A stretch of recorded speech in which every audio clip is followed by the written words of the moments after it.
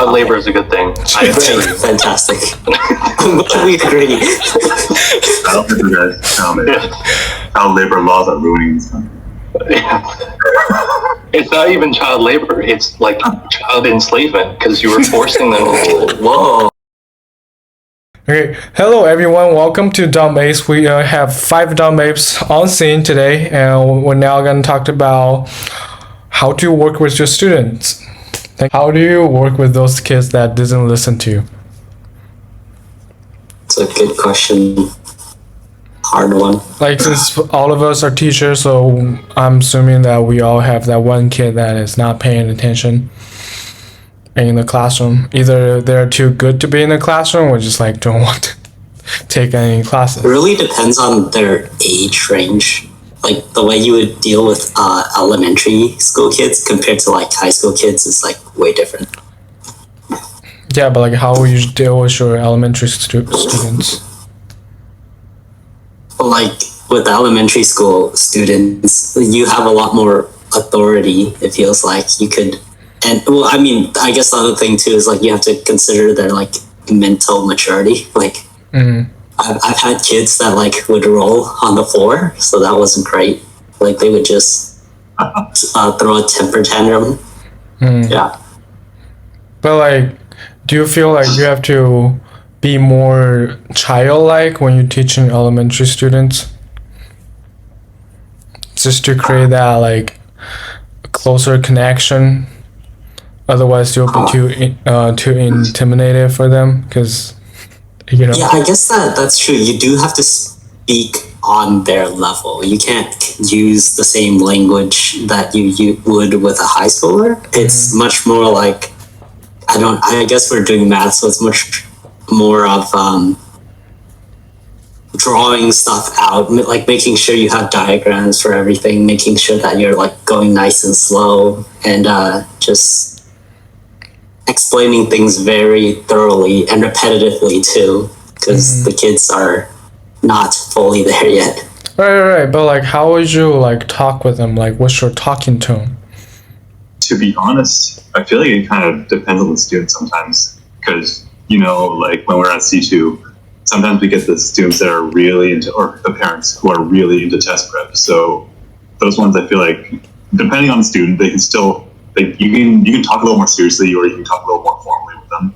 But there's some that are obviously there aren't there yet. So, like Long said, so you do gotta be a little more like playful, I guess, with how you teach them. Yeah.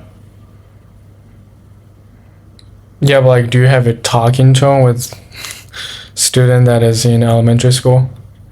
Like, you can't just be like, here's how you work. Here's like the questions, and this is how you solve a problem. But like, they're gonna be. That's exactly how I'm like though.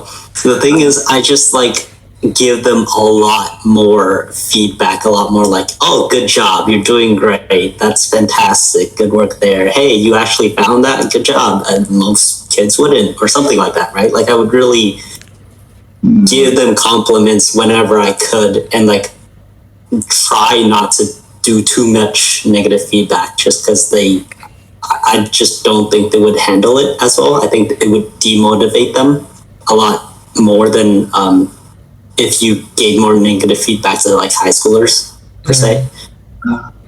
Yeah. I don't know.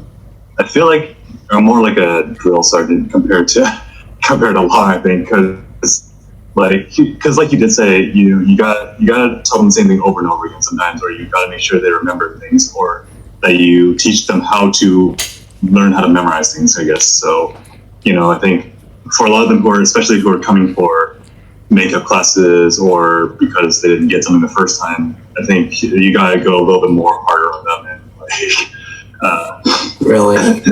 Yeah. Does that work? It really depends, but I think so. To be honest, like especially for the ones that come in and they're stuck on the same numbers for the multiplication table or something like that, or they forget the process the next time you bring it up, or the next day or something like that. Like you gotta drill it in harder for them, I think. Yeah, but like you guys don't have a like teaching tone. Like they're just gonna be asking, Mrs. or like Mister, how do you solve this question? Like I don't understand. Like can you repeat that to me again? Like you couldn't just be like, yeah, this is how I do it, and yeah, just go to this page. You know? Do you have a talking tone or a teaching tone to elementary students?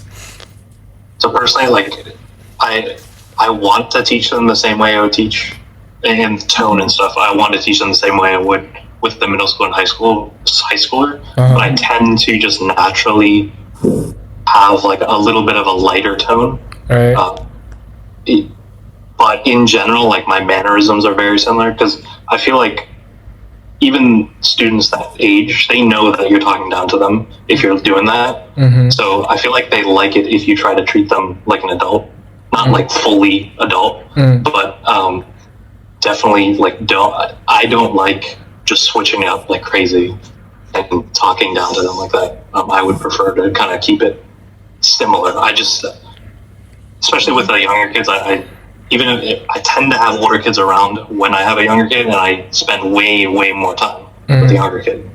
Even if the older kids are doing stuff more difficult, it's just you just have to spend more time with them, and I find that I do talk to them a little bit down, but I still crack jokes with them and stuff, so it's not very different. Yeah, but like, wouldn't it become a time that you're trying to crack a joke and a certain words are keeping you from not speak to them? You know, like there are some like phrases or words that you just be like, yeah, I shouldn't say this in a classroom. You know. I heard like under a sixth grader, he said "fuck" like under his breath, like it wasn't loud. It was just he got something wrong and he said it, and I was okay with it. I mean, I didn't say anything. I just laughed a little bit. Yeah. Okay, but that's weird. Like, why is a kid like saying something explicit over just like missing a problem? These days, that's actually not weird as you want it. Honestly, I don't know if it's just because of good. They probably just want to be cool. Like that's how other students consider what is cool thing to do. I guess. No, I don't know. I think he was just angry that he missed it, and he used his cuss words. So, but I didn't really think of it like it was a big deal or anything. I don't think I've had any kid that invested in a problem, or I mean, at least I don't know, emotionally invested before. So okay. I know you've had this kid before. So. Wait, what? Who? Oh, right. We can't say. Can you just bleep it out, even? You know, just put a timestamp down. It was the student over the summer that came in for Algebra 1. And I made a lesson plan for him, and you had to follow. Oh, yeah. Okay. There you go. Yeah, but like, what exactly happened though? He just got a question wrong, and he just said, "Fuck." And like I heard it, and he knew I heard it, but it wasn't like meant in a bad way, so I just let it go. Don't say that. No, I didn't even say anything. Oh. I just laughed. That's all, and we moved on. That's cool. Like sometimes if it's just one and done, you really can't do anything about it. Or if you do something about it, it's not going to be helpful, or it'll be counterproductive. And it wasn't harmful in any way. Like he wasn't cussing towards me. So I was fine with it. That's not the first time a student swore in my classroom. Normally I'm okay with it. Yeah, it's like I feel like if one of the students is like saying that in a classroom setting, you will kind of influence other students to pick up the habit of saying it. You know, so like in my classroom, like I'm chill with them, but like I don't want them to like use profanity. Yeah. All right, but do you put students' grades out? Like when there's a quiz, a test, exam, after they finish the exam, do you put them out? As tutors, we don't really do that. So I remember putting their SAT scores in their folders. If that's what you mean. Yeah, but do you think that it will affect their performance for, let's say, elementary students? If it was a Well, C2 like telling them their scores? Do you mean that? I mean, telling them score, it's alright. Just like if you're gonna put the scores on the wall. Oh no, we don't post We don't them. Yeah, I don't intentionally try to like make a scene out of their grades. Like if other students happen to hear it while I talk about it, then it's like that. There's nothing I can do about it. But Yeah, like, no, talking about grades though, it's kind of funny. Like one of the kids, he was done with his test like on a previous day, and I asked him, "Oh, so what did you score?" And he's like, "I don't know. Wouldn't tell me." Like, Wait, they were from the yeah, they're like, you wouldn't tell him, so he didn't know. we were joking like, oh, it was so bad. Nith was trying to like, protect my ego. I mean, there are students that like they'll fixate on the score for sure if they're even though they're in practice. Was it a SAT practice test? Yeah. Well, then I tell them how I grade it in front of them, and I'm like, okay, do these corrections. Oh, okay. I just didn't give them a score. Yeah, I didn't score it, but I guess he could have counted how many he got wrong. Yeah, exactly. Yeah, okay. yeah, but like when you were a kid or a student in high school, elementary school, does your teacher ever put on your scores on the board in the classroom? I had middle school teachers that did that, but never in high school. Yeah, but like Same. how you feel, or like what's the reaction from your classmates? So they would only do it if like you got good grades. So it wasn't like everybody, but yeah. I think hiding the scores is actually a incentive for kids to work harder, because like if you don't know that everybody else is doing pretty bad too, then like you're gonna work harder, I think. Or maybe like that's wrong, because like if you actually saw what the scores are, they're supposed to be a bell curve, right? So like that most people are not actually getting A's. It's only the very vocal ones that are saying that they're getting A's. Yeah, but like I think yeah, go ahead. I think most students don't know what a bell curve is, and most students don't care about the grades. Oh, So yeah, probably. like if we're talking average student, like obviously the students that come to us tend to be above average, but working in public school, a lot of students don't care. They don't. How can I put this? I have to sometimes give them a percentage with their score in order for them to know whether they did well or not. What percentage? Like letting them know what kind of fee they got, Yes. or what kind Or of what kind of F in most cases. Wait, what kind of F? Yes. There's a different level of F. yeah, Yeah, talking about like F is a 50 very, versus very 60. long range. Yes. Okay. just barely, and then very very clearly in F. Although I did work at a school district where you could not give below 50%. I think that's for all schools now. Like the kids keep on talking about how it was like a not graded or something. Oh, like not complete, I think, or something. Yeah, non-complete NC. Yeah. That's so that stupid. too. Yeah, that's weird. Yeah, but like I feel like as a student, you kind of know like if you miss a lot of questions, like your score wouldn't be well, or your grade is not going anywhere higher. So you're gonna work hard, but like making like for teachers to grade it out and kind of attach to that label that like you are in this segment. You know what I'm saying? Yeah, but the problem is students can do no work whatsoever Yeah. for the whole year and like somehow get like a D on a midterm or like a final and then end up with a D overall, and then they move on to the next class. And they don't know shit, but they're moving on to the next class. Especially in math, it's a problem. Yeah, but yeah, what I'm trying to say is like maybe not putting the grade out like putting every student's grade on the board to make it as sane, but like just let each student know like where you at, and you should probably work hard to get to a certain level, you know. So I think you went to a school where like class rank was given out, right? Yeah, I did. Okay, I don't know a single school in America that does that. Yeah.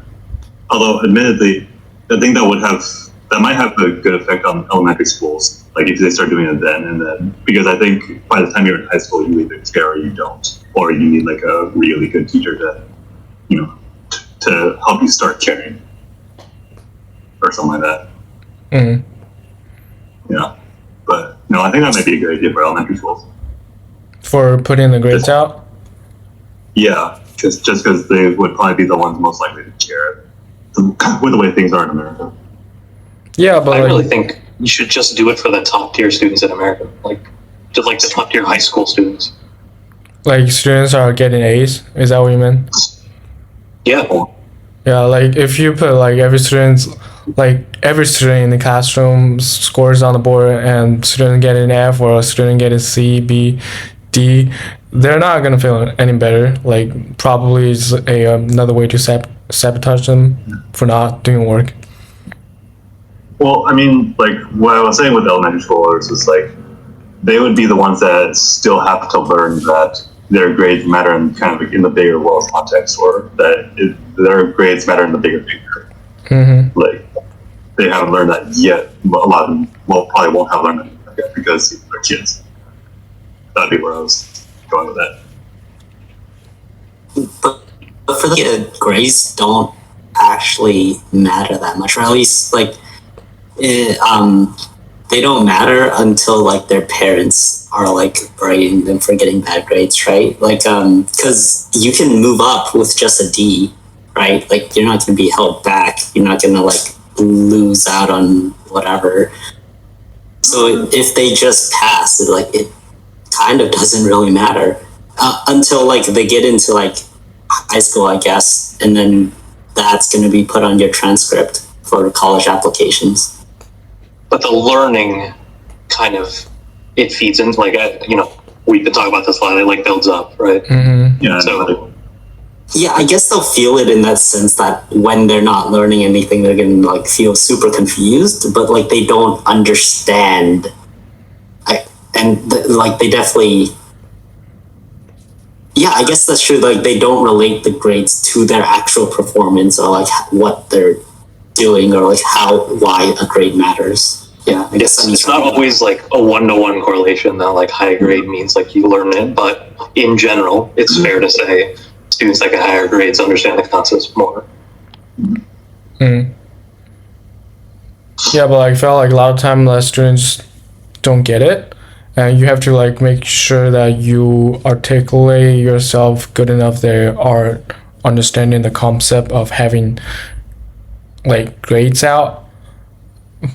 So like what I would just do for my students, like don't, like I do give them grades required by school, but like I just tell them don't focus on what you get, or like what's your score, focusing on the problem that you missed. Because like I mean, there are some students in my classroom, they just like be thinking, yeah, my grade is pretty low, I don't want to work any harder because it's not getting anywhere because their grade is low. Yeah. So I just want to enforce that concept of like grade or score, it doesn't matter. What matters is like what you learn and what's in your head, right? And what I taught in the class. Yeah, that's definitely a good mentality because like you can't like directly affect your grades. If you study well and work hard and understand the concepts, your grades will definitely go up, or at least they should go up in theories. Like it's a good mentality to focus on, I guess, the process instead of the results of the grades. Yeah, but like the thing, a lot of school require teacher give out grades, and grades kind of as a work as a label, because like the first thing that a student will notice the grade, like what's your grade, like what's your score, right? They're gonna just be chatting with one another. and like not be thinking what did I really learn, what did I really adopt from this test, right? Yeah, I don't know if anybody else felt this, but like I felt like in school there was like this toxic kind of mentality that like you weren't supposed to work for your grades. Like things were supposed to come naturally. Like some kids were just smarter than others, and that they would just get better grades for no reason. And like a lot of kids would like downplay the amount of work they put into things too. Like, was it just me?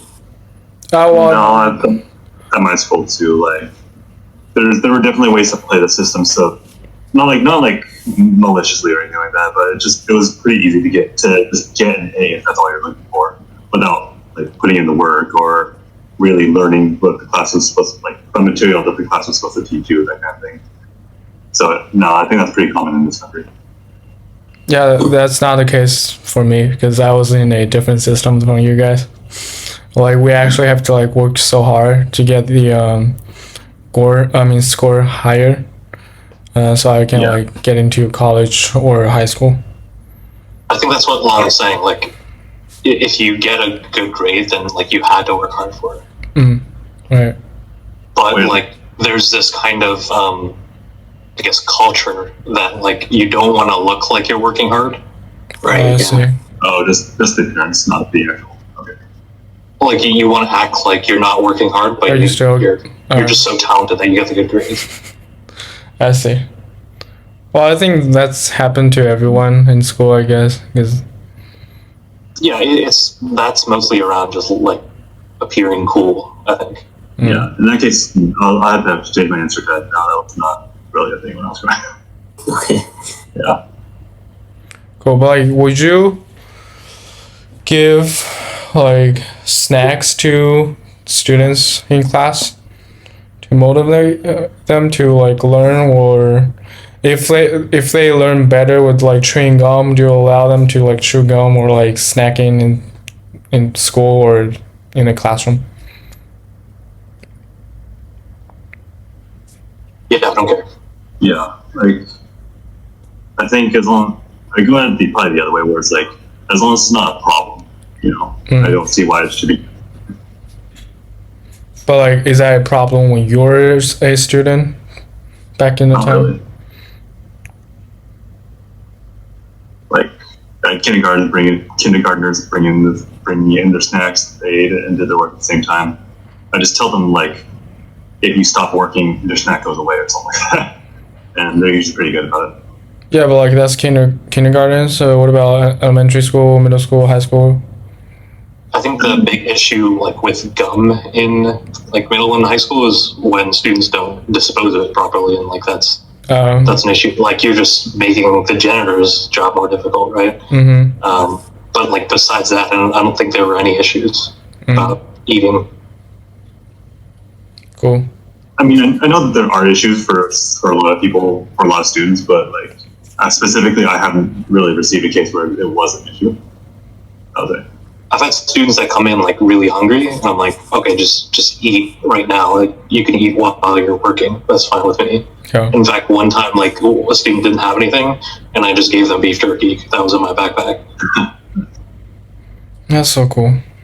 Yeah, because like back in my time, like in my high school, like students are not supposed to eat anything, snack, chips, sushi in class. My logic was, okay, if you're hungry, like you're gonna have a hard time paying attention. Right. And this is a 2-hour-long session, right? Yeah. So, like just eat. Right. But like, All right.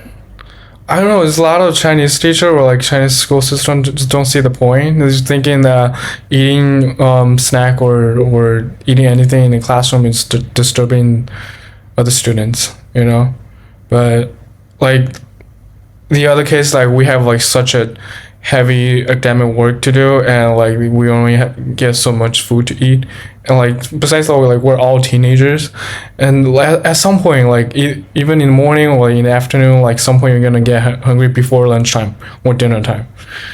Yeah, but like there are students still eat or like snack in classroom, but like if teacher sees it, they're gonna call him out or like go stand outside.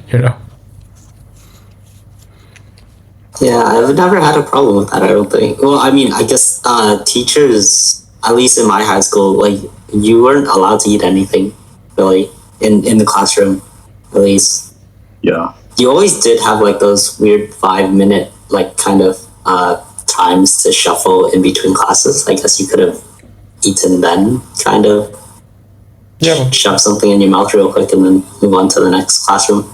Yeah, but like you're so busy and like so cramped up with carrying your books or backpack. You know, I feel like when I was a C2, like, we would get the opposite problem when students they have low scores on their practice tests, and then they tell us afterwards like that they didn't eat breakfast or they didn't eat before the test, or like they had class right before it and they were just super tired. I feel like that was kind of a pattern I was getting sometimes. I could be wrong out there too, but yeah, I think I remember that there are students just saying like I just got some club like school clubs, or classes, and then just they head straight to C2. So, all right. Next one, like, what are the challenges of being a teacher?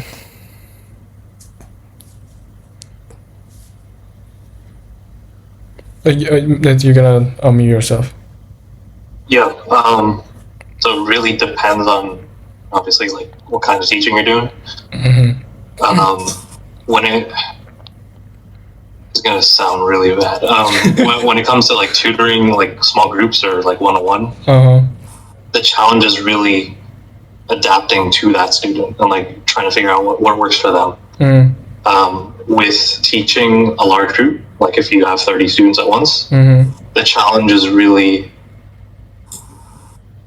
about trying to find the best way to teach everyone. Right. I agree. That's really difficult to do. And you basically have to build in different ways of teaching to try to get the most people. And you're not going to get everyone. That's the sad part about it. Like, going into it, you're not going to be able to help everyone, and that's kind of what is most difficult about like public school teaching or like teaching at or even private schools. I guess have this issue as well if you have like 10, 15 students. But yeah, I'll leave it at that. Yeah, at least for C2, like the unfortunate thing about teaching is that like you have 3 different students studying 3 different things all at the same time. So it's just challenging. Can you guys hear that in the background? Yeah. Oh shoot. I can't fix that. It's just challenging because like you have to like switch tasks so much, and like it's a weird whiplash too, just going from like, oh, you're doing long division and now suddenly you're working on like complex numbers, and it's like, and like, yeah, it would be, you have to constantly switch your time and like prioritize some students over others instead of just like going over one lecture at a time, which would be so much easier. I just hurt myself now. Yeah, I definitely had that problem, especially with like switching from math to English. With like constantly within the same lesson, and just having needing to get the different answer keys out, or needing to switch my brain to remember which subject I'm teaching or what specific concept I'm teaching at the time. Yeah, but like, is there any student like that one student that you find it very difficult to work with? And you're trying to come up with one teaching plan or like lesson that helps your teaching better to serve them? Honestly, it was mostly just whenever I got students that I would see just literally the one time, or like students that get short notice. That was kind of the challenge because we don't have time to prepare for them, or like, I know for especially for C2, like the little kids was hard for English because their teaching material was kind of terrible, to put it mildly. I was looking at the reading books actually, and it repeated lessons a lot. It was like you had one book it was like it was D-E-F, D through F instead of like having individual books. And then the topics would just kind of like stack on top of each other. And like you would have like one new topic for each book. It was like really weird the way it was structured. And the text is so dry, so boring. Like there'd be, for fifth graders or fourth graders, you'd have passages about the Civil War or like the French Revolution, and just shit they don't care about, honestly, on any given day. This, you got any input on that? I completely forgot what the question was. Can you repeat it again? Yeah, like what are the challenges of being a teacher, and like is there a student that you find it very difficult to work with, that you have to come up with a different teaching plan to work with them? So one of the, like, echoing kind of what I think Sonny said, like when students come in, it's your first time seeing them, and I had a student come in for like really high level math, which they were going over like stuff that I learned my freshman year of college and my senior year of high school, like when I was taking college classes. Like they were going over some high level material, and I was like, why are you learning this, first of all? Second of all, I had to spend a lot of time just reteaching myself it and then being able to teach it to her. So that was very difficult. But also like the situations where things that just come naturally to me, because just over the years I've just done it just like that. Having to explain those kinds of things, like the logic behind it. For example, like why are we allowed to subtract numbers from both sides of an equal sign? Explaining stuff like that when they keep asking why and not like they really care about why it works instead of just doing it. It's really hard sometimes to explain that stuff. And I have a student right now that is always asking why, and in some ways it's very endearing, it's very cool that she is doing that. But in other ways it just makes my job a lot more difficult because I have to think of ways to explain this stuff, and then she doesn't understand it because she's really young and like she hasn't built up that mind yet. So even if I come up with a really good way of explaining it on the spot, it just doesn't go over very well. And I'm like, can you please just memorize this? Please. Yeah, right. Yeah. But like, would you just be like, because it's important for student or like any kind of kids to have that curiosity to ask people why, but like from as being a teacher or probably like what I come across with, like a lot of teachers that tell me that don't ask why, just do the job or do the work, finish the equation, and like over time it kind of builds out, you just don't want to explore knowledge. But like, would you just like teach yourself so hard that you can find a perfect explanation to tell your student, even though it is not good enough for her maybe, and she still don't understand it, but like just let her know this is the best I can do, but like keep on asking question more, or keep on asking why, and like explore the reason behind, right? I freaking explained that like 5 different ways and none of them worked, and I kept trying to. So like if they're genuinely curious, I will keep at it. But at a certain point, I'm like, okay, we need to move on to something else because it's not being productive anymore. I actually love those students that keep asking why, because it also helps me become a better teacher. Also though, sometimes like I wonder what the reason they're asking why is. Like, are they just trying to be like really annoying, or like are they right? Because some kids are actually genuinely just trying to be annoying. On the other hand though, I feel like there's a point where we both know who you're talking about. I feel like there's a point where they are satisfied though. They're like, oh, okay, that's why. All right, that's good. All right, like, so they're trying to get. I think at least for most of them, they're trying to get at something, right? Like they're just confused about the process or something. Like I don't know, say adding and subtracting negative numbers, right? Yeah. There's like, oh, when there's a bigger number, and then you subtract that from a smaller number, you get a negative number in the end. If they ask why, then it's like maybe it's because they can't memorize all of the different combinations, right? Because you could have smaller numbers, you could have bigger numbers. One number could be negative, one number could be positive. It could be both negative or right. Like so, there are a lot of scenarios there and combinations that they shouldn't have to memorize, but like that. Right, like maybe I'm not making myself clear. They're asking why because they're not exactly sure if they're going to do it correctly the next time they want to try it on their own, right? They need to make sure that they understand how to get that process. And I think that's why they're asking why, just because it feels like there's so much you have to remember that they don't get it. I mean, I guess like for doing math or solving a math equation, you just have to like do more practices. So like you memorize them by doing a lot of work, right? So yeah. All right. Sometimes for these students, like with the negative or like with subtracting on both sides of the equal sign, I think a lot of times I'll tell them like this is what it's called or this is how you do it, and they actually say that they'll understand or they'll accept that explanation. Yeah. Which it's like very few students that like just keep asking why, even if you give them. Yeah, for sure. And those are the students I'm talking about. Yeah. It really does depend on the student. Yeah. Okay, but it's good that they are exploring the knowledge and asking you questions. But like, have you ever come across with a student that just does this one thing that annoys you so much that you don't have a way to undo it?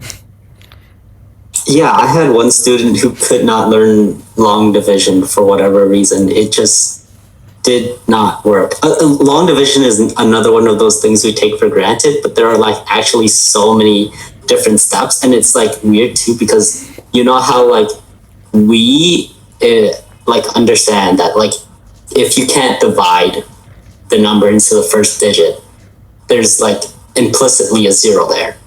Whereas in their brain, they put a number where the zero should be, and then they get confused later on when it's like, oh wait, why am I running out of, why is there an extra space for another number, but like I can't write another number, right? Like things like that just confuse the heck out of them.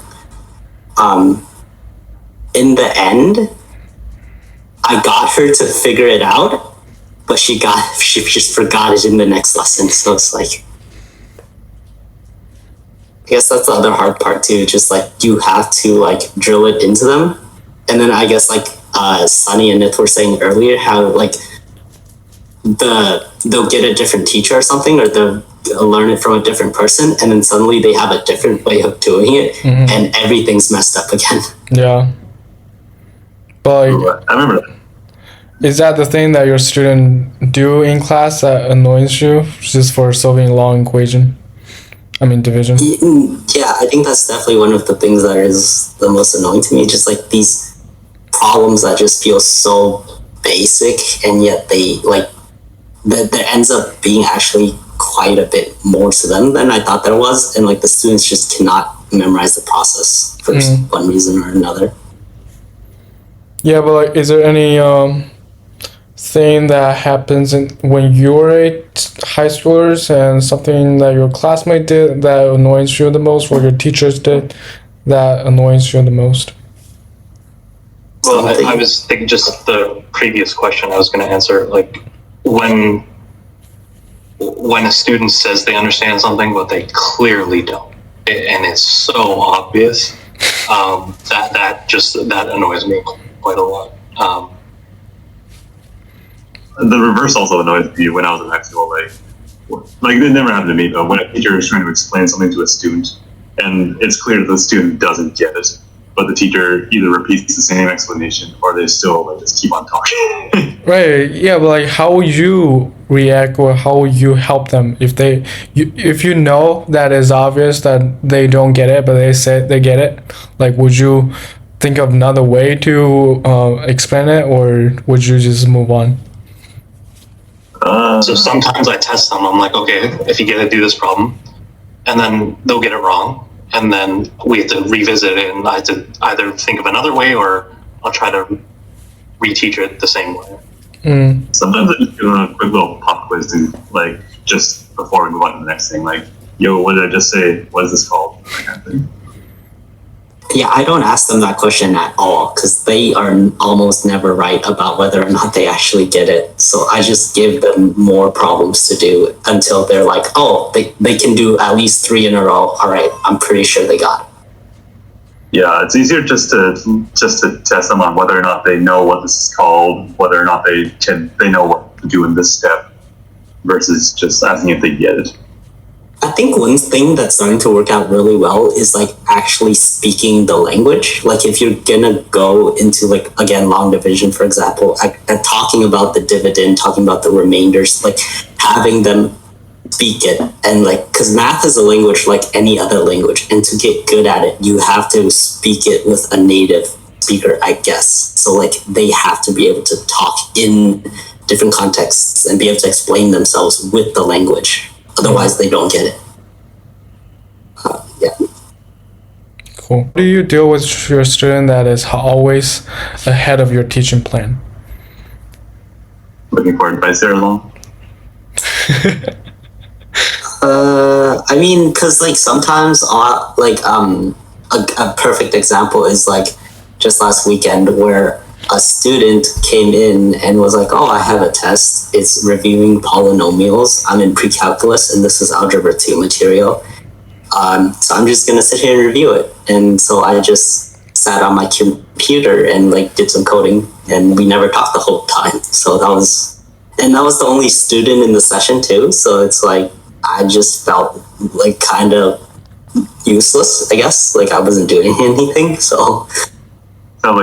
Sounds like the student did head over the last year, the one that was online for BC Calc.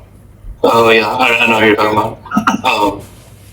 Yeah, I mean for those, I think it depends on the student. Like if they're doing work, I'm okay with it, I guess. Obviously, it sucks not being able to help at all, just sitting there sometimes. But for this question, I think like as an EC, I remember it was supposed to be part of our job when that was happening was like we were supposed to check with the parents for students like that just to make sure that they had an actual reason to come in besides just needing a place to work, because technically those are paid hours they're using up, and obviously they're not really utilizing the service except as in case of an emergency kind of a. But so many students come in for homework help where they're just working on their homework there. It's just like students come in, they sit down, they do their own thing, and I feel like if I were to interject, I wouldn't actually be helping because it seems like they're actually studying by themselves quite productively. Like, yeah. do I just let them? Yeah, I mean, if they're being productive and they're learning, like you're good. You're not doing anything, but like that.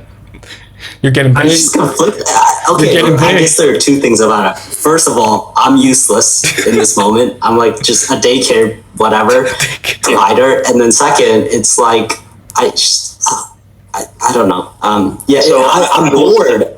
Yeah. Right? Like, yeah, it's like there's nothing to do. I will say there are some times where like I will tell them like maybe at the end of class, like maybe next time try to work on some problems before coming to class, and then that way we can go over problems that maybe you don't understand.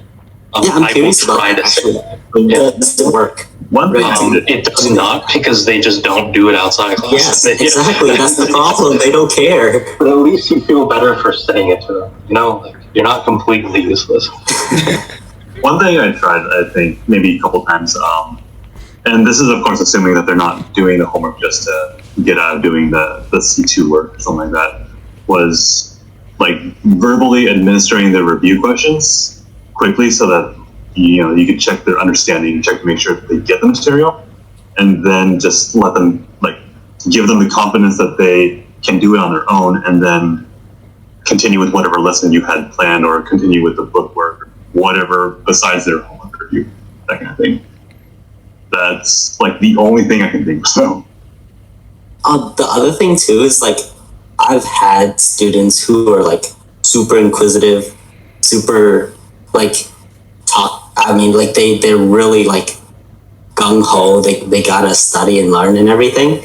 And then like I start like catching them up, and they start being like, "Oh, I get it now. Oh, this is getting easier. Oh, okay, I've aced some tests. I'm completely caught up. I'm actually studying on my own. Everything's going good." And then they ask less and less questions, and they steadily just like I don't know, they just don't need me anymore after a while. And then they're just gone. Like they're just, I don't know. Yeah, but like Not gone as in they've left C2, but as in like they just are good now. Without me, it seems like they know how to study, they know how to learn. They're just, which I guess I've done my job, but then they're still there. Yeah, I mean, that's the difference between like being a teacher and a tutor, right? Like that's also the risk of C2's business model. Like you buy a bulk number of hours, and then you like if they succeed early, or they achieve their goal early, they're kind of stuck with a number of hours that they have to use still, technically. Wait. Hang on. For this, I don't think we can put this online, just in case that. No, we can. We don't care. No, I care, but like, in case that C2 gonna sue us for like sabotaging them. They're not gonna. People talk about their employers all the time. It's not a big deal. All right. We're talking explicitly about like their business model. So, I didn't say it was a bad thing. I said it was a risk, right?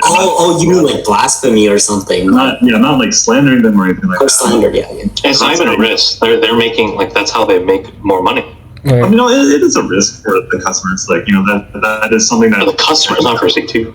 yeah. That's.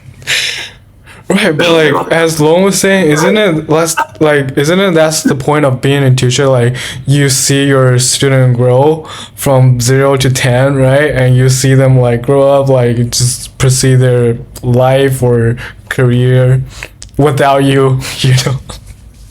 I feel like at some point the only point of a teacher is to hand out problem sets and material to like look at and study and read. Like at some point, teachers are just there as like, I don't know, guidance more than like actual like help with stuff. I don't know how to explain the difference. Yeah, like you're not there with them 24/7 to walk them through every step anymore. I mean, they try to walk them through how to stay off drugs or something. Okay, what? But that's it's not like you're gonna be like a life coach or something, as opposed to just being a teacher. No, I just mean like, oh, here's a textbook. Here are the problems you should probably do. Like, go at it. If you need help, then there are plenty of examples. And if you're done with that, I can point you to other materials and other problems you can look at. But like, it seems like you don't actually need my help on individual problems as much anymore. Like, I'm still here if you have questions, but like, right? Like that will work for a very, very. It will work for some students, not for everyone. well, I think that kind of aligns. But you're trying to get them there, right? To the point where like they have enough critical thinking skills and they're like well versed in the subject enough to like start learning it themselves. Right. I mean, no. I mean, C2 would probably like as a company, like they would still rather you learn how to teach lecture kind of a thing, and then students learn how to maybe do the homework at home, but they still come to you because they trust your expertise in being able to teach, quote unquote, or to lecture the topic, basically. But we can't do lectures or teach. Like, there's just not enough time for that. Like, and you're working through so many different students, and you don't know where the students are at either. Like, they'll come in and you have to ask them, oh, what are you doing this week? Like, unless you've had them since the beginning of the year, it's very hard to have a pre-prepared. Even then. I'm saying the ideal condition. And then on top of that, you're a tutor. I mean, at least as a tutor, you're not deciding the lesson plan, right? You could teach something and then it ends up not being on their teacher's tests, That's true. and you're just wasting their time. That's true. Well, That's actually one of the things, like, or one of the hardships we could have brought up in the earlier question, like when teachers teach it in weird ways, or that you have to have students do too. I think I have the opportunity to like design my lesson plan and put the stuff material that I want, and they have go through during class on the test. But yeah, like what you guys talking about, it aligns with the question, like how, like what are the elements that you think a good teacher should have? Like what is a good teacher made of? That's a very deep question when you kind of think about it. Right, like as from the terminology's definition is providing help and solving students' problem, but like would it really qualify to be a good teacher? It should be more than that, right? Like you're not just there for giving out answers or solving problem, but like more I mean, if a computer is well developed, a computer can do that, like solving problems, and that's it. But like what are the core concept or element that makes a good teacher? I mean, there's so many different ways to teach, and there's so many different teaching styles out there that work depending on the teacher. So it's so, I don't think there is one answer to this. It's too broad. Yeah, the question is too broad. Yeah, no, like tutors definitely, like for teachers, like for like from what I come across is like a lot of teachers is focusing on teaching, like passing down the knowledge, but like there are another element or fragment that not a lot of teachers have thought about, is like guidance, because like you're a role model pretty much, like you're teaching and you're passing down or pass your thoughts, your mindsets to your students, and in a way that you got to make sure you're in the right position to do so, because you know many teacher or like a lot of teachers are not in place to articulate. Yeah, I think in that sense I'm a pretty bad teacher, because like my students would be like, why am I doing this? And I'm like, oh, it's on the test, it's on the quiz, that's why you're doing this, or it's for your grade, that's why you're doing this. Like I will like sometimes attempt. They'll be like, it'll be like, oh, here's a quadratic equation, like why do I have to do this? And I'll be like, oh, you know, when there are two variables, and somehow you can arrange it in an equation, you can minimize and maximize things if you have to do a certain thing a lot of times. Like if you have to build a fence, and like that, you know, you have these dimensions and you have to build a lot of fences for some reason, it's probably a good idea to build the fence most efficiently if you can. Like that's the motivation. Or the other motivation is like, oh, you'll be using this later on in engineering or in physics, and they'll be like, oh, I'm not going into engineering or physics, and I'll be like, oh, well then I guess you don't need this, it doesn't matter. It's like, yeah, but like, I think it is good. I mean, probably on the track that like whatever the students learning right now, it may benefit them in the future. But like generally, what we teaching or like what they are learning is a knowledge, right? Like what knowledge does to them is giving them more precise judgment to like their life, their future career, their future like relationship, any kind of decision they have to make is based on their knowledge and based on whatever stuff that they have learned or they have not learned in school or outside of school. So I think like what I did is, there are students ask me like, why should I learn this, like in Chinese, like why should I learn Chinese, like why should I learn in this way? So pretty much like your response is like, the first thought that you will come up with is beneficial. It's that you have more option than other students or people that don't speak Chinese. Like you know more, like you have like culturally related to Chinese culture, so like your mindset is broader, wider than other people. But like comes to an end, it's just giving you more knowledge to make the decision or to do the judgment. I think this is kind of related to what you're saying. Like it kind of like you were saying, it broadens your mind. I think definitely with math, it helps you think in a very different way, and it definitely does improve your problem solving skills, like being able to like frame a question and like being able to think things through kind of logically, or like getting a better intuition of like numbers and like math processes, like could be helpful in just improving your general thinking overall. Yeah, for sure. Yeah, I agree with math specifically. Most students will not need to know most of the math that you learn in high school or middle school, but those that are not going to those fields, they still need to develop those kinds of problem-solving skills, and a lot of that comes from learning math. There are two problems I can think of though with going with that approach. First of all, if I said that to a student, like, I don't know, I feel like that still wouldn't be very motivating to them. And also, like, I think it wouldn't be motivating because they could learn these critical thinking skills through other avenues. Like, if they're going into a sport, for example, like, they're going to have to solve problems, right? They're going to have to, like, I guess it's not so logical, but they're going to have to think their way through problems if they want to get good at that sport. So it's a different type of thinking that they could be spending their time on. So Yeah, So usually, like, the best people at sports are not only like the most athletic, but they're the smartest at what they do, right? Like, they have like a really high IQ at their sport, and in order to get high IQ at your sport, you need to be able to problem solve. You need to be able to like analyze the situation very, very quickly and make a decision very, very fast, and, like, at the same time.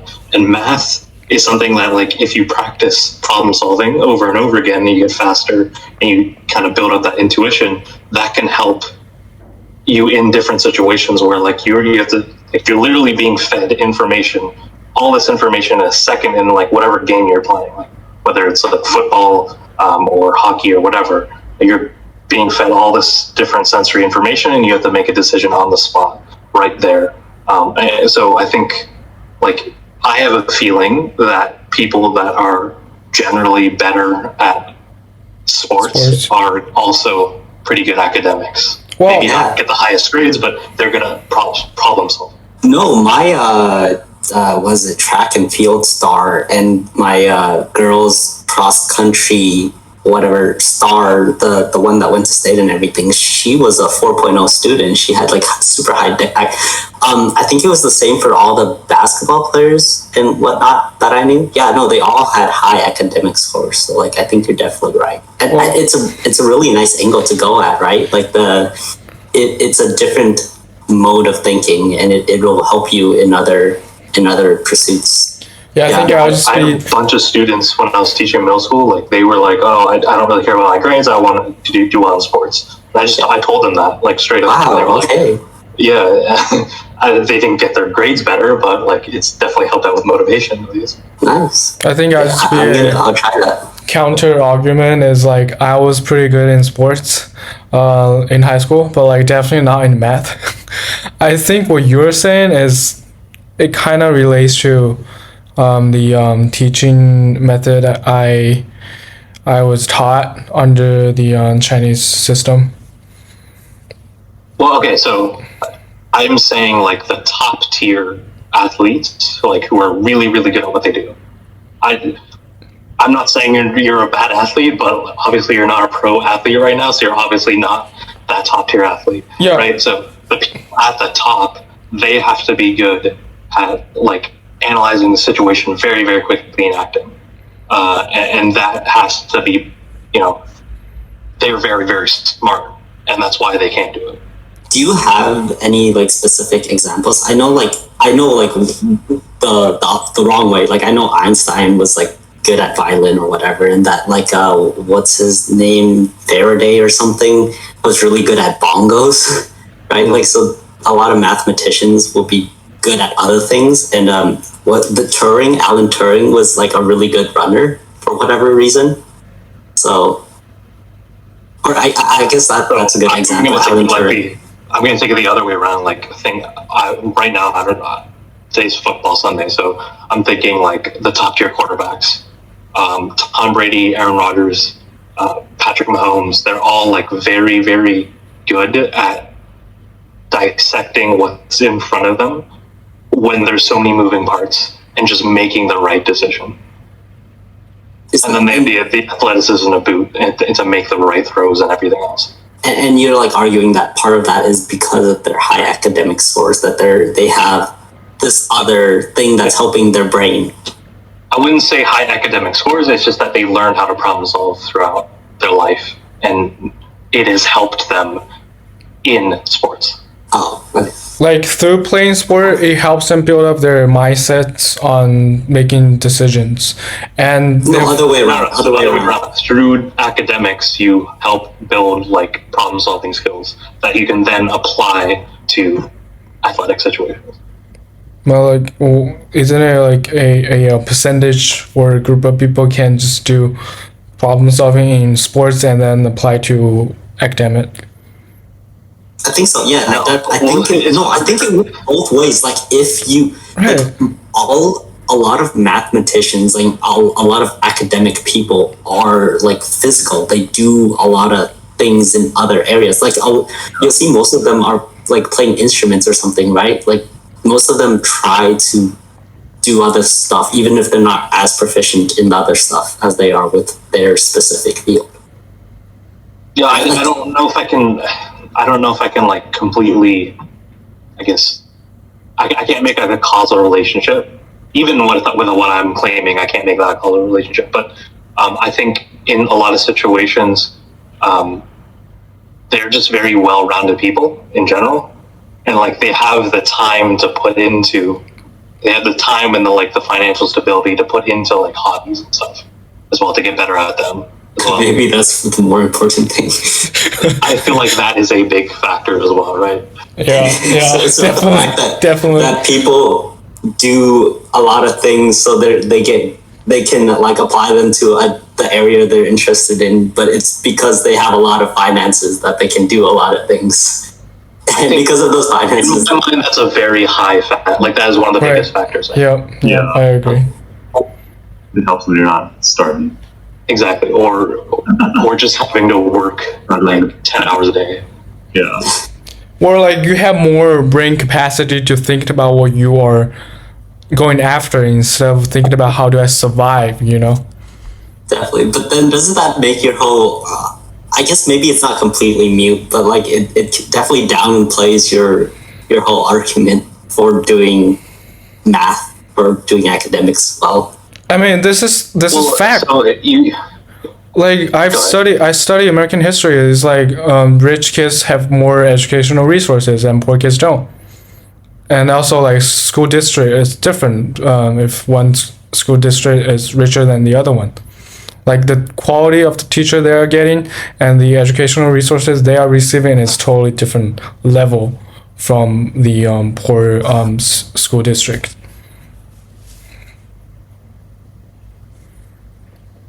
Yeah, that's true. Yeah, so I think for as far as right now, like education, it is based on capitalism.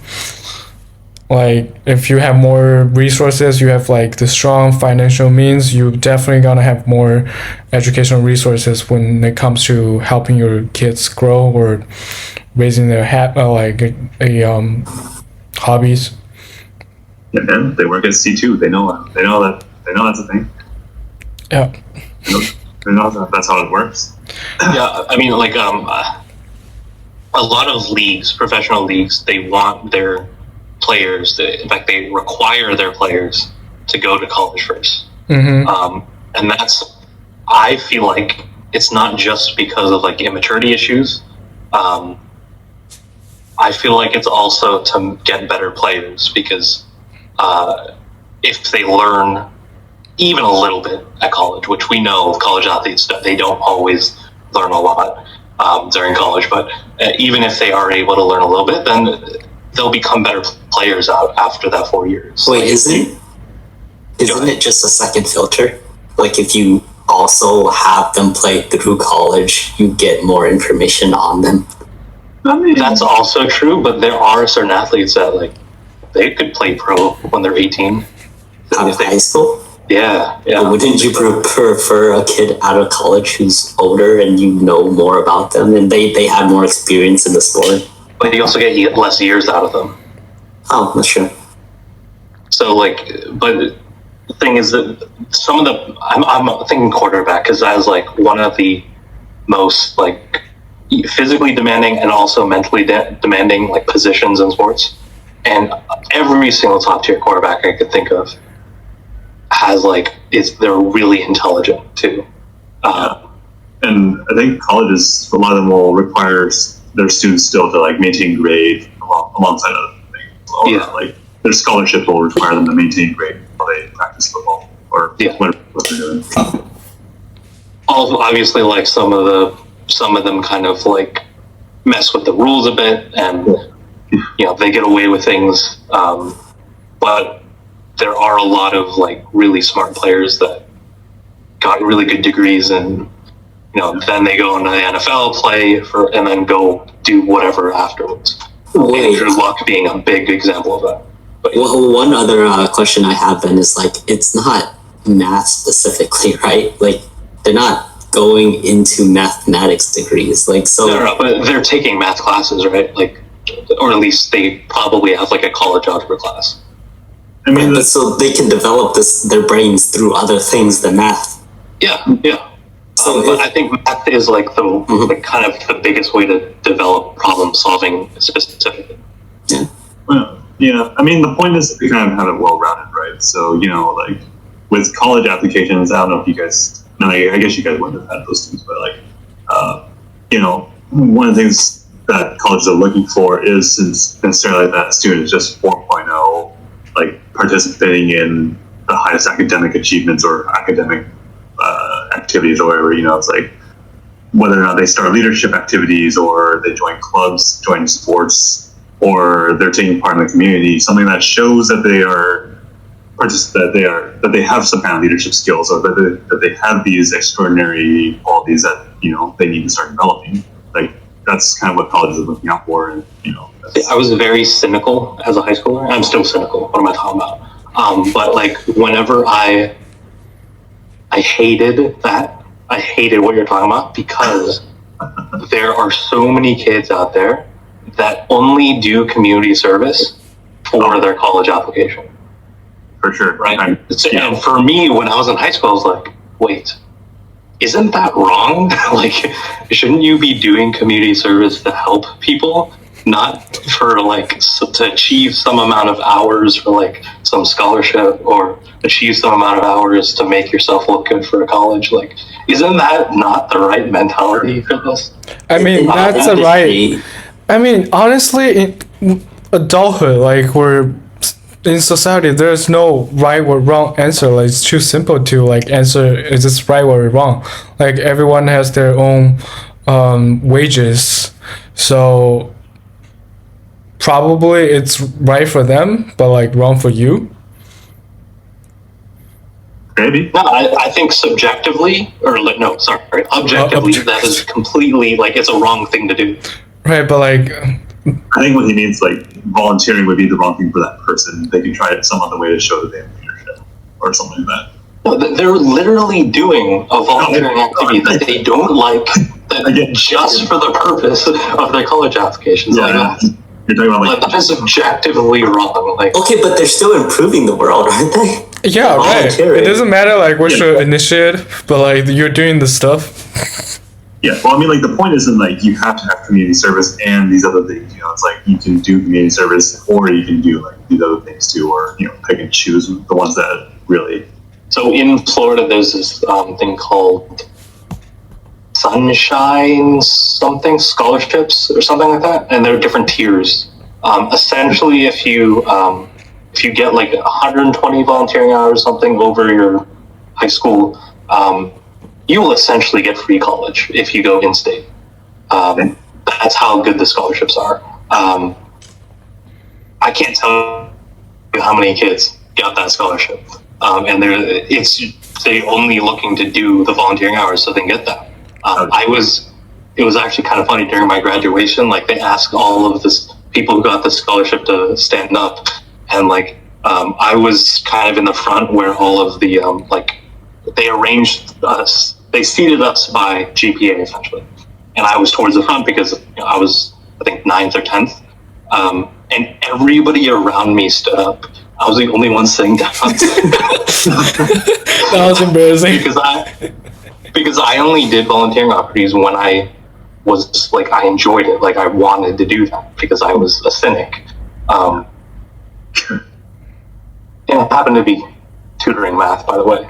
I feel like you're just traumatized by that one moment. Maybe. And that's why like, you don't like it. Like that's not what I was talking about earlier. What I was talking about is like it's just it's just wrong.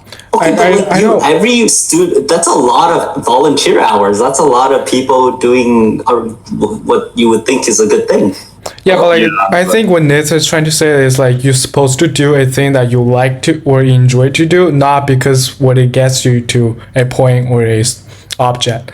But a thing is like in life, a lot of things that we don't have like any option or choice that we can make. We just have to do the thing that we don't like and just like keep on moving, like, you know. But it's like I'm gonna do something good just because I'm gonna get something back from it. It's like that's like aside from just doing a good thing. I know, dude. That's capitalism, though. That's like you're getting something out of like you're not doing anything for free. Yeah, but like like when you're doing it, you can't just apply that concept. Be like, I'm enjoying doing this. I'm gonna make the best out of it. You know, even like your goal is getting your free tuition or whatever scholarship. But it's just a lot of time I feel like you don't have the option to just be like, I enjoy this, I have to do it. It's because like, you have to do it. So like you build your resume will look good, like your future life will be much promising. But like while you're doing it, you just probably just make it 100% that okay, I'm doing this because I want it. Like I want like whatever stuff that you're doing it, you make sure that you're 100% that you're putting all your effort into a thing. I assume that. Yeah, let me just be clear. Like I'm not blaming anyone for doing it. I was just explaining my mentality during that time. Yeah, I get it. I mean, nobody is blaming anybody. Yeah, but it's just like a lot of. It does sound like to well, okay. My teacher also like when he found out that I didn't have enough volunteering hours to get that scholarship, he was like, you know, I can just sign a paper for you. He told me that, and I was like, no, I can't accept that. I'm okay. Don't worry about it. How can bro? Like, how do you get into business? How did I get into business? Yeah, man. I can still run a business. It sounds like you don't like good optics, though. I don't like good optics. No. Like, just have a very good ethic in doing. Yes, I do have good ethics, but I'm not trying to. When I'm doing volunteering, I'm not trying to make money, right? Like yeah, of course. Like I've done very unethical things in my business. Okay. When my mindset was trying to make money off of this, yes, I will, you know, take shortcuts and whatnot. But in that situation, it just didn't make sense to me. Okay, I get it. So you're saying you have two different personality. One is business personality, you just do shitty stuff that gets you to the point, and one is like ethical, being holy to everyone. Right? One is the Puma hunter, one is the yeah, essentially. Yeah, that's a good way of putting it. Wait, so are you saying people shouldn't volunteer, or like the? Well, no, I think what he's saying is like the point of volunteering is that you actually try to contribute to the community and like you know building up those skills and whatnot while you're in high school and stuff. So I think he's saying like you shouldn't do it unless you're actually trying to get back to the community. So high schoolers shouldn't incentivize students to volunteer? I think it's gone too far in that, like, It's too reward based. exactly, like, there. Like they should volunteer. It's just don't do it just because of the hour or that's the scholarship. See, this is the same concept that like school advertise, like college advertise or like requires you to have volunteers hours. The same way that teachers or school applies that or giving out score, right? But like that the score and volunteer hours isn't the point. The point is like you enjoy doing those. You enjoy or like you wanted to help, you contribute to society. Same way that you wanted to learn knowledge, but by not just getting your score higher or like get your volunteer hours so you can get into a college or get your scholarship. Yeah, let me put it this way. Okay, if you make volunteering a requirement, can you even call it volunteering anymore? No, yeah, that's a good point. Yeah, like the thing is like right now a lot of school have that requirement or like that subtle requirement that it's not showing on the document. A lot of people just know like that's one of the options, like one of the way that you have to take so you can get into college, right? What would you call it though? Like mandatory school service? Mandatory. I would just do a community service. Community. Oh, okay, yeah. Or just child. Oh, that's what you meant by wrong. You just meant the word was wrong. No, even if you call it community service, I feel like there is a bit of wrong to it, but it's not as bad, I guess. But. He's still talking about the principle, but it's child labor, guys, not anything like community service. It's child labor. I felt like we should see this business side of how to make money. I just feel like in general, if you're trying to do good for other people, you should not, I guess expect is not the, you should not like require something in return from it. Okay, what the heck is a business then? I want to start a business. I want to sell good food to people. I'm doing a good. You're not always trying to sell something good. You're not always trying to do good for your community in a business. You're trying to provide a service or a product that makes you profit. Like in the. But isn't that what the students are doing? They're trying to provide a service that'll profit them. Yes, but it's being worded as, oh, let's do good for other people so that you feel better about yourself and you get this volunteering hour check. Like you make these hours, right? You can get into college now, right? You can get into like Harvard, Princeton, whatever. Now that you've done 1,000 volunteering hours, yeah, that's kind of my like, it's not pet peeve, but like it's just what annoys me about volunteering. Right, you're like so fed up with the word volunteering. I feel like it's justified though. I mean, it is justifiable, but the thing is, like, with the current society, you can't have a better way to phrase it, Okay. or like, you have. Freaking Google definition of volunteering. Freely offer to do something. Offer help. Yes, Wait, freely. It is free. The students are not Yeah, getting it paid. is. They could choose not to. They just wouldn't get the hours in the scholarship. It's free. They have a choice. Community It's service. just not a very good choice. Yeah, it's not actually required though, right? At the moment. It is essentially like in it's some not. schools, it is straight up required. Really? My brother had to do my brother had to do something like 20 hours. Like he had like a straight up requirement to do certain amount of volunteering hours to graduate. Oh, He okay. was actually kind of stressed about that. Nils was like so impressed by the school system right now. No, that makes it worse. That makes it worse to me. Like, No, was that? Are you saying that you tutored outside of your free will? No, but like the thing is like volunteering or like providing service or product, like as a business, any kind of business, they're gonna like 10x it. It's not a product that people want. It's a service or a product that can serve the people. Initially starting not making profit, but like later on it makes like hundreds of billions of profit. You know what I'm saying? are we trying to argue that companies are volunteers? No, I'm not. Is that what we're trying to do? No, what I'm trying to say is like, if a success business model, it should be a business model that could provide or contribute to society.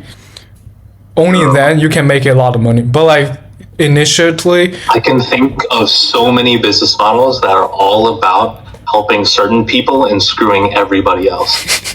No, I think what he's trying to say is like businesses are initially volunteer because you're not making profit. no, that's not what I'm trying to say. What I'm trying to say is like, if you have a business idea, and it shouldn't be based on making money, but if you're thinking away that as a how do I provide, how do I serve the society, how do I serve those people, then later on you'll make a whole bunch of money by doing those things, you know.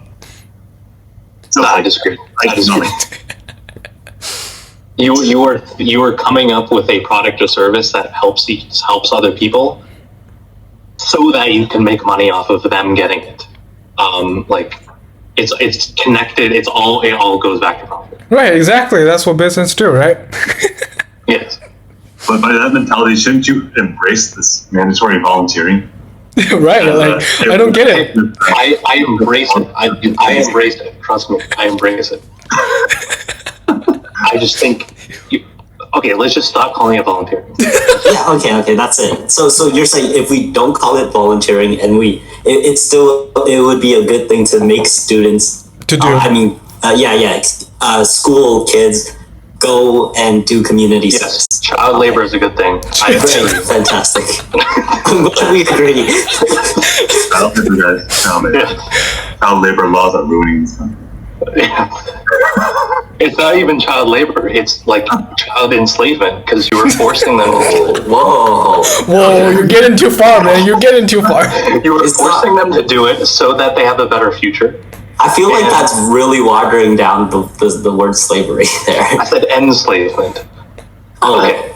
Maybe the wording could have been phrased a little bit nicer, but it is not child labor because you're not paying them for it, right?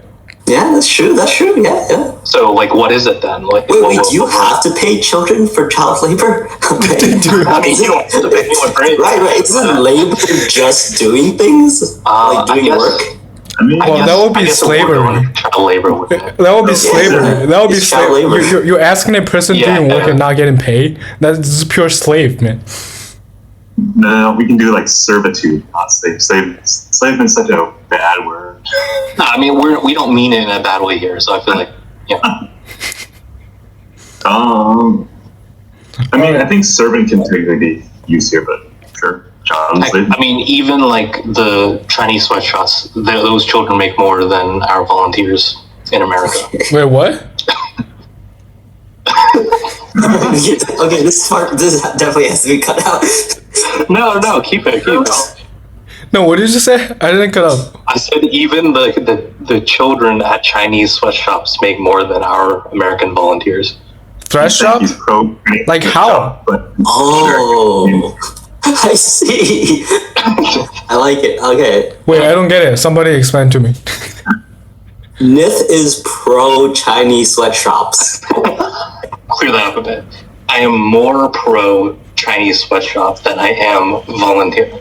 Well, It's just a term used to explain like businesses primarily in China where you have children, or not just children, but people Underage. that are like in poverty working for very, very low wages. like they're doing basic like textiles or something related. Pretty sure it's like associated with like hazardous conditions too. Like they might be around like chemicals or like factories might be burning down and stuff. yeah, but like that isn't just like happening in climate China though. Extreme situation, I think. Yeah. That's not Yeah, just I don't happening think- in China though. Just to justify that, like a lot of places happening in Thailand, Vietnam, like Oh, I know. I was just picking on China. Why are you saying that? Come on.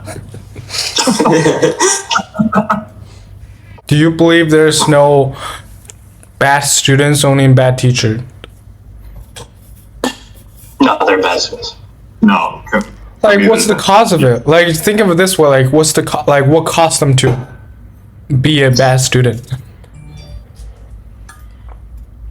A lot of the time, it's them not learning the stuff prior proficiently.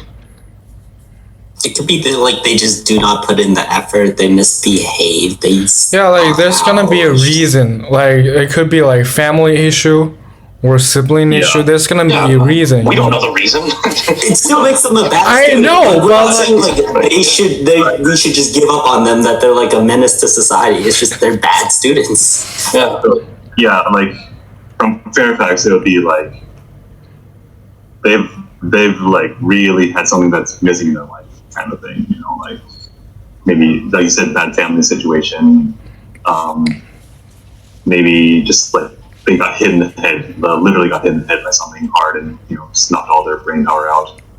Yeah, like for example, you can't require students to like focus in the class when they are suffering from like eating enough food and like getting warm, like Maybe we should define bad student. Like my what I'm thinking of right now is students I would prefer not to teach over other ones. Right? Like there's some students I prefer teaching and some students I prefer not teaching. Yeah, I mean, I think that's part of it. Also, I think it's like their current capability to answer a question as well. Yeah, what about like student that misbehave or not listening in class?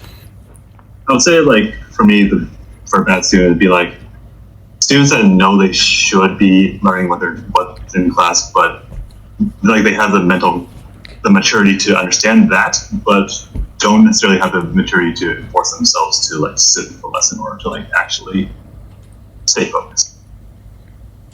That's kind of like I think where a lot of us are getting problems. I don't know if I would call them a bad student per se, but Yeah, I mean, okay, well, let's define a good student, because then a bad student is going to be opposite, right? So a good It's gonna student be opposite. is one who's actually like doing their work, one that knows what they're doing, or if they don't know what they're doing, they'll ask questions and they'll be inquisitive and figure it out, right? they know how to find out. Actually, I wondered, like, whose fault is it then? Like, can we just assume that they're bad and good students? Like, why are they good and why are they bad? Like, whose fault is that? So the way I'm thinking about it is from a certain number of it, a certain amount of this is just inherent ability to learn. Does the student have it? Yes or no? Okay, so I think I would disagree with that. But even beyond that, then there's like work ethic. There's situational things, whether it's like history or at home currently. That also factors into all this as well. Mm-hmm.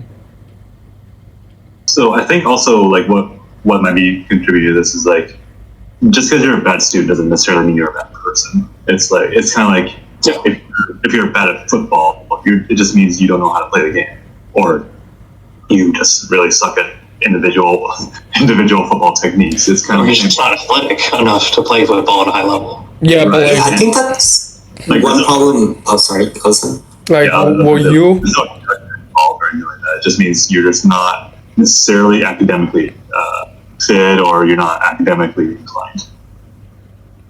Yeah, but like, will you consider like a bad student, like, or like student that is not doing well in school, connects to that, or like just assume that they are a bad person, as a teacher's No, perspective? No, That's right? what I just said no. Like, yeah, no. Yeah, actually, do you think that there are some students who are not a good fit for certain subjects? Yes. They should, yeah, Okay. right. Like I would say the hard thing is to not make that decision or to not make that determination while they're still trying to learn it. Yeah.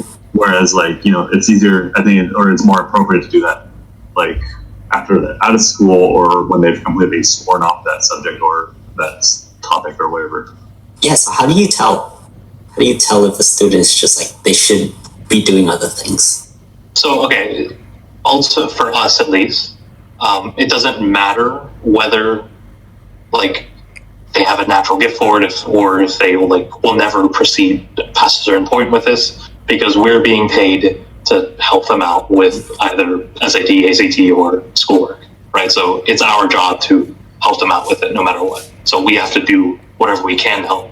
But I still do think that some students they have a ceiling with different subjects, from subject to subject. It's going to be different. Mm. I don't know if that answered the question that you were asking, Long. Yeah, totally. No, yeah, I agree. Okay. Yeah, it's a good answer. Yeah.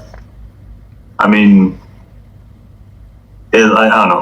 Like I said, kind of like in general, I'll try my best not to actually place that limit on a student unless like it's really gone to the extreme where they just are just completely frustrated or they just don't want to spend any time learning anymore.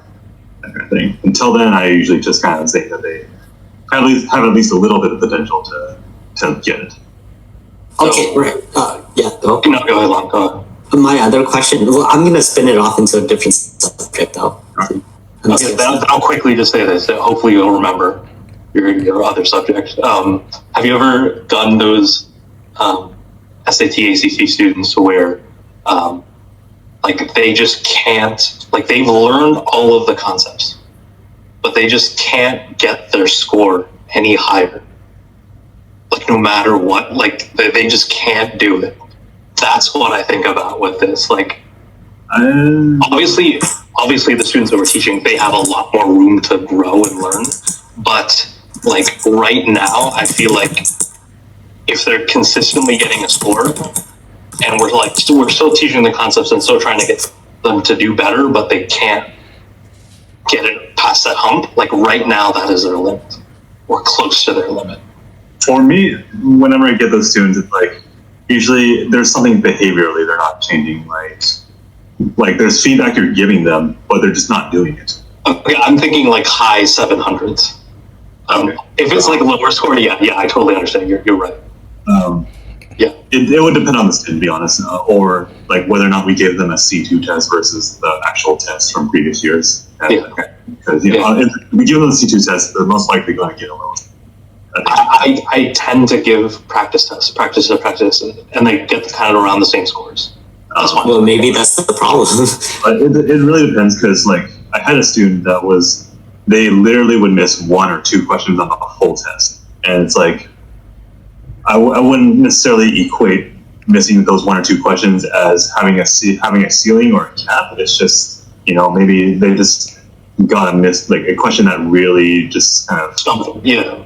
Yeah. Just, It completely depends on the situation, but that was just like kind of what I thought about when we were talking about it. Sure. Go ahead, Lon. Okay. Yeah, I guess you kind of answered it, but like, is that the only way you can tell? Like, again, it doesn't matter to us because we have to teach it. We have to teach anyways, but like, is there any other way to tell that a student has a cap? And like, is it a good metric? Because like Sunny was saying, you could like, I don't know, like preemptively discount a student just because they grew up in a poor background, right? Like they don't have the right background. They could actually be a genius in the subject, but like they just weren't raised right or something. So I guess a cap isn't the best word for it. It's more that like you can tell where their life is going, and it's not going to go into like a math PhD. Right? But is that because it's inherent to them that like no matter how much training they get, that they wouldn't go into a math PhD, or is it because they didn't have the proper teaching? So a little bit of both. Okay. For me, at least. I think my answer for that would still stand where it's like you don't make that determination while you're teaching them, or you don't make that determination in the moment. You only make that determination when you afterwards, where if you for whatever reason you learn what they do now, or if you learn what they do years later and it turns out they had no potential, that would be kind of at the point when I'd be like, oh. So you're saying you'd have to teach them for years before you can make that determination. Yeah, I guess. Or like you just keep on going, and then if it turns out they didn't have that potential, then you can say that. I don't know if I feel like it'd be kind of irresponsible for me to make that decision while I'm in the middle of teaching or while I'm running through my bag of tricks. Oh, like you shouldn't be making that decision. Yeah. Like as a tutor, as their tutor with like very limited time with them. Yeah. Yeah. Even though like it could turn out that I can't actually help them. Like I feel like I shouldn't give that impression, or I shouldn't make that decision, to be honest. But I think this conversation isn't necessarily about like what we would do like as teachers, but it's more like, is this the case that some students just don't have, like that they have like a ceiling, right? Well, I In think certain subjects. Well, I think it's Personally, no, I totally agree with Nick. That's what I'm asking. But that's what I'm trying to figure out, I guess. Oh, the way I see it is that students should be able to pursue what they think they're good at ahead of other subjects. You know, like they should be able to focus on the subjects they're good at and go further into those fields instead of having such a broad horizon. Because like again, some of them do have caps, and I totally agree with you that like you need to be maybe well versed in a lot of things, but maybe it doesn't have to be math. Like, why is the school curriculum like so focused on math and like these subjects? Why can't students just like go down like a game tree kind of thing where like they make the decisions on where they want to go with their studies? I think it's mostly lack of funding. Yeah, that's it, right? Like students do have caps and they should be able to decide, but like they can't because like we just don't have the resources for that. I think it's lack of imagination too. Like I think I don't know if there's a lot of people that will actually have the foresight or the planning to be able to make that happen on top of funding. Yeah, a lot of the people that do have the ability to do this kind of stuff don't go into education. Yeah, because I think because it's not very, they don't really get a lot of money for it. So, no, but it's beyond even the teachers, right? Like, because if you're a teacher, you have to teach the subject. Oh yeah, it's the people setting up the curriculum as well. Yeah. If you're talking about like a game create, or what I'm interpreting as a game create, you have to like already have the destination preset or have an idea of what each next destination or each next task has to be, kind of thing. Or wait, are you saying like the curriculum? I mean, it's like kind of limited what the schools can like, because like we should have kids in school for like 6 hours a day. Like that's a good idea. It's just that we can't fill up that 6 hours if we were to try to get them really deeply into some subject. The problem is there's so many students. There are literally hundreds of thousands of students across America. Right. You cannot.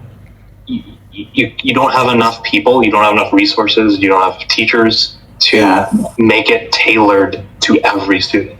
Yeah, so, especially 1 to 30 as it is now, 1 to 25. Yeah. Right. So like you have these very, very intelligent people who create the curriculum so that we get enough people into college and who have like a really good education, and they could fill in the really high level jobs down the line, or we could fill in the kind of all the jobs in the economy. Actually, but like, okay, what if we keep the curriculum the same? It's just students can choose, like they can peruse whatever they have out of the curriculum, like right now, focus on that, get through it really fast, like 5 years faster than they do right now, and then go straight into college. Okay, but they don't even do, like they can't even get through the curriculum now because they don't have time, because they're doing so many other things. They have to focus on like 6 different subjects at a time.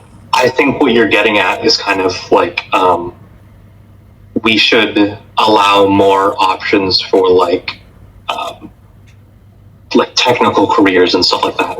Is that what you're talking about? Like in high school, instead of taking a math class, you can take like a welding class. No. I mean, if you like math, you go through math, you do math, and if you want to switch, you can switch. But if you really like math, you go through math, you do all the required math classes, then you go to college for math. Okay, so are you saying like instead of taking all of the subjects, you just go through math, you go to college. So the problem with that I see is that like in order to be a good mathematician, it's not just about being able to solve a math problem. You have to be able to communicate. You have to be able to like write papers. You have to be able to explain to other people how to, you know, solve problems, how to do all these different things. Like you need to be a well-rounded person to excel at like being a professor or a researcher or whatever. So I think people that go to college need to be more well-rounded. But if there are students that like you know they're not going to go to college, they don't need to learn pre-calc or geometry, right? They should start learning different career fields earlier on than the people that are going to college. I totally agree with that too. That like we should. I don't know if we should like introduce technical schools like so early on, but like they should definitely be more I don't know, emphasized rather than just the college route. I had an 8th grader that like when I asked him what he wanted to do when he grows up, he was like, I want to be a welder. Oh. It was in the 8th grade. His parents were teaching him how to weld already. Oh, that's super cool. Like I don't know why more kids don't do that or say that. Yeah, and I'm like, okay, like I wasn't worried about this kid. Like even though he was failing my class, I didn't care. Like he's good. Like so, I think we definitely need to push more of not going to college, especially because more specialized. Yeah, like more specialized education, except not a 4-year degree at a university. Yeah, we have that in China. It just like it set the class pretty set the class pretty obviously. It's just like that mindset of like students are going to like technical school are not good as students that are going to college. But that each country is different because like in the future probably there's gonna be a lot of needs for people that are good in like welding and whatever. Yeah, so there's always going to be these like inferiority. I can't even think of the word. You're always gonna have people like that are talking down to other people for what they do. But like the older that you get, the more you realize that in order for society to function, you need people to do all of these different jobs. Yeah, but like being said, like is the older that you get, but like students view, they won't get it. They just want to be. Yeah, who cares? Right? Who cares? Yeah. I mean, student cares because like. Dude, I don't care. I don't care that they care. They're not running the country. We don't need them to run the country. No. They shouldn't be. No, they're not old enough. They don't know enough about the world. Honestly, in some places, I think they should. Like, no, what I'm trying to how their playground is like built or something. No, I think they should be able to like decide on that. Maybe. What I'm trying to say is like, should they have a dragon in their playground? I think that'd be cool. Like what I'm trying to say. What kind of art should they have on their walls? I think actually Japan has this kind of dynamic in the classrooms or in their school where it's like they try to give their students a lot more autonomy and like. I think that would be awesome. Like not complete autonomy. You need adults there to supervise and stuff. But like as you get older, you get a little bit more responsibility, right? Like yeah. I think they still do where it's like they have chores in the classroom and they take turns doing it, that kind of thing. Like their student council president gets a lot more say over what happens in the actual school. That kind Are we primarily going off of anime with this, or no? All right, I think we're good for today, and thank y'all for watching Dumb Apes. Today we have 5 Dumb Apes on episode, and thank you again, and like and subscribe.